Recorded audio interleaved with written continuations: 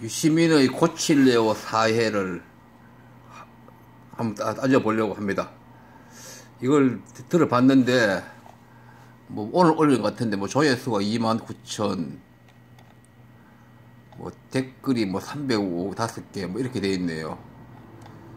자, 이걸 들어봤는데 들어보니까 고칠래 사회는 이게 지금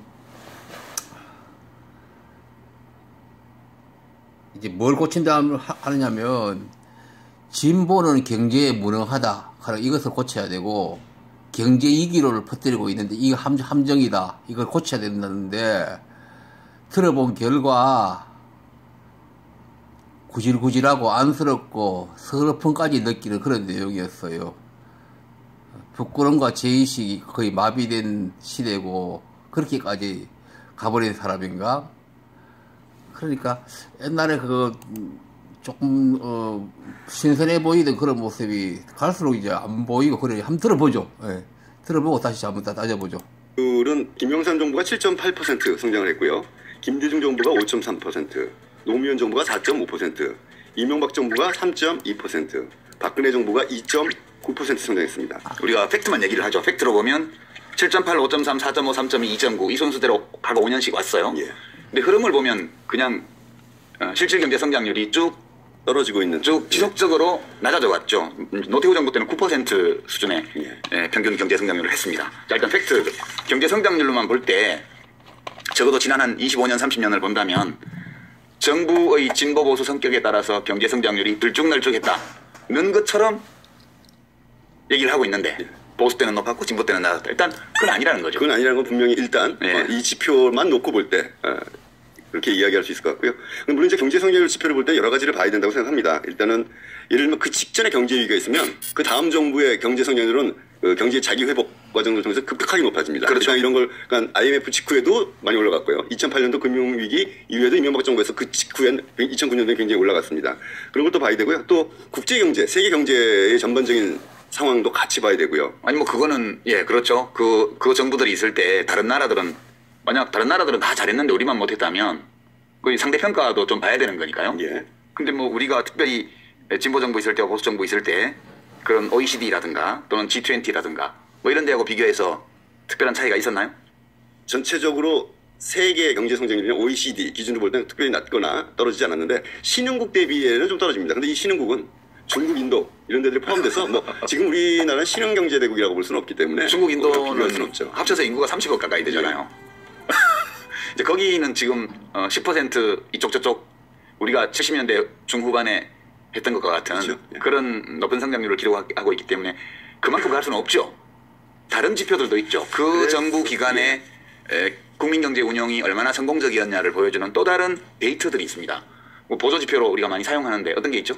예, 이 한두 가지 지표로만 이 경제 정책을 평가할 수는 없다라고 얘기를 할 수 있을 거고요. GDP가 갖고 있는 어떤 뭐 일반적인 보편성 같은 것들이 있지만 GDP 말고 예를 들면은 종합주가지수 같은 것이 매우 중요한 지표가 될 수 있다고 볼 수 있습니다. 코스피 지수. 코스피 지수죠. 예. 코스닥도 포함하여 이 종합주가지수라는 건 현재와 미래의 기업가치, 경제의 중요한 주체인 기업가치에 대한 평가를 반영하기 때문에 이 종합주가지수가 그때 경제정책에 대한 당시 국민들의 신뢰도 또는 외국 투자자들의 신뢰도를 보여주는 것이라고 할 수 있겠죠. 김대중 정부 때부터 그 코스피 지수 그러니까 종합주가지수가 집권했을 때와 임기 시작했을 때와 끝날 때 어떻게 변했는지 한번 예, 그걸 제가 예. 짚어드릴게요. 김대중 정부 때요. 코스피 지수가 19.28% 증가했고요. 아, 그러니까 541에서 645로. 예, 그렇습니다. 노무현 정부 때 130.69% 증가했습니다. 616에서 1422입니다. 예. 그리고 이명박 정부 때 5.33% 증가했고요. 1686에서 1776으로. 박근혜 정부 때는 감소했습니다. 2.2% 감소를 했습니다. 2018에서 1974로. 이게 이제 아마 그 집권 1000년도의 연평균 코스피 지수하고 마지막 연도의 연평균 코스피 지수를 비교한 것 같아요. 그만 듣고 다음에 이어서 봐야 되겠어요. 뭐 들어본데 그게 그거네. 계정 통계를 이용해서 지금 얘기를 하고 있는 거예요, 다. 그렇지 않나요? 그렇습니다. 다 거기에 근거하고 네. 있습니다. 아무도 이 통계 자체에 대해서 이의를 제기할 사람은 없습니다. 예. 자, 그러면 그 참 이 2005년, 2006년 뭐 이때 맥을 대자비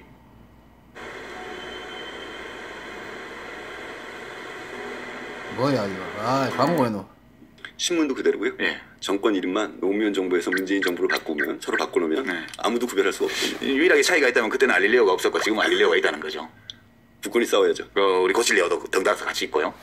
자, 오늘의 고칠레오 경제위기론, 또 진보 정부는 경제에 무능하다.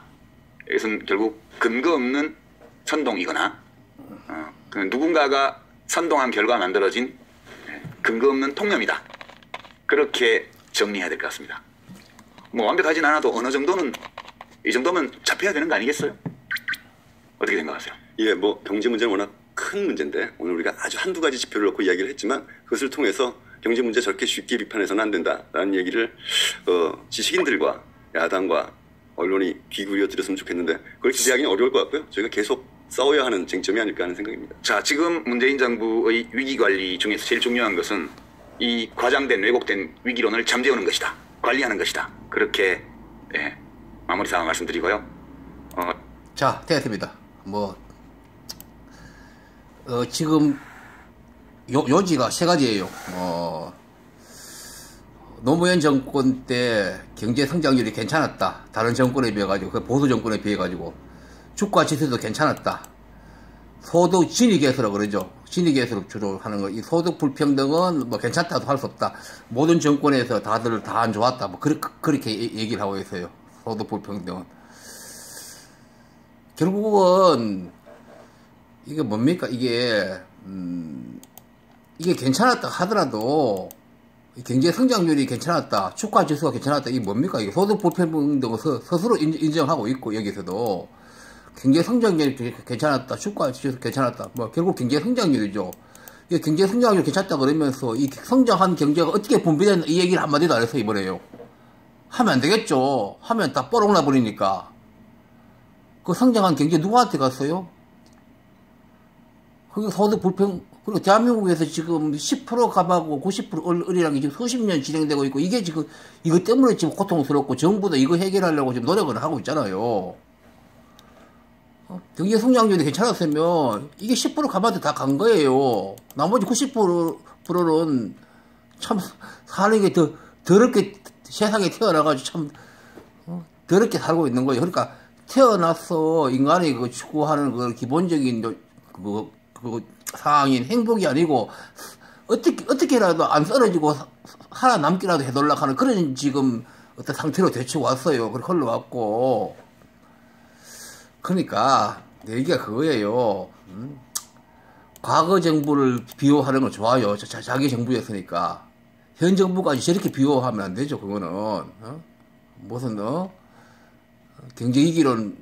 그러니까 제가 유시민씨 이거 알릴레오 이거에 대해서 지난번 그 알릴레오 고칠레오를 했는데 그거 한번 참고를 보시도록 하십시오. 왜냐하면 유시민씨 정도 되고 저런 정도 되면요 좀 특별한 그런 인물이잖아요. 이 보수 언론이나 보수 경제지 무슨 보수 야당 이쪽을 방어하는 걸로 그쳐서는 안 되거든요. 그 이상 이런 어떤 현실적 문제를 해결할 수 있는 어떤 대안이라든지 어떤 현 정권에 대한 그 합리적인 비판도 하면서 이렇게 이걸 그 정도는 기본으로 가지고 있어야 되거든요. 그걸 일치 안 해버리거든요. 현 정부를 비호하는 건 이런 옳지 않아요. 지난 정부를 비호하는 거 되게 완전히 옳지는 않지만 내가 세모라고 해놨죠. 요까지는 조금 뭐 생각해 줄 수 있겠어요. 지난 자기 정부 비호하는 거는. 요거까지는 조금 생각해 줄 수 있는데, 현 정부를 저렇게 비호하는 말만 하고, 어떤, 이런 심각한 양극화의 문제, 서민들의 삶이 어려움에 대해서 현 정부의 어떤, 빨리 기조를 바꿔야 된다든지, 뭐 여러 가지 비판할 점이 있거든요. 웬만한 사람도 아는데, 유시민 씨 정도 되면 충분히 알죠. 저거는 경제 전문가이기도 하고, 일종의.